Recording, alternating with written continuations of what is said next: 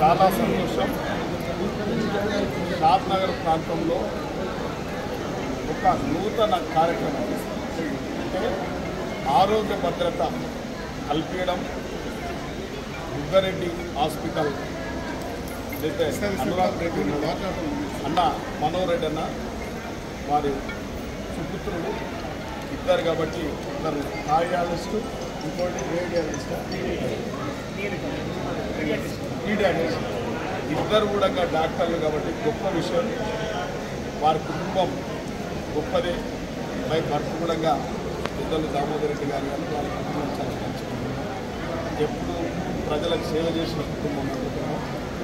ఇవాళ వైద్యపరంగా మన ప్రాంతంలో ఒక ఉన్నతమైన చదువులు చదువుకొని బయట కాకుండా ఇతర ప్రాంతాలకు కాకుండా మన పుట్టిన స్థలం, మన నియోజకవర్గం, మన ప్రాంతంలో ప్రజలకు సేవ చేయాలనే ఒక దృక్పథంతో ఈ హాస్పిటల్ ఏర్పాటు చేసి అంచెలంచెలుగా కొన్ని కార్యక్రమాలు చేసుకుంటూ ఈరోజు నూతనంగా పేదవాళ్ళకు ఒక హెల్త్ కార్డు ఇచ్చినట్టయితే ఒక చిన్న డిపాజిట్ 150 రూపాయలు తీసుకోవడం జరుగుతుంది.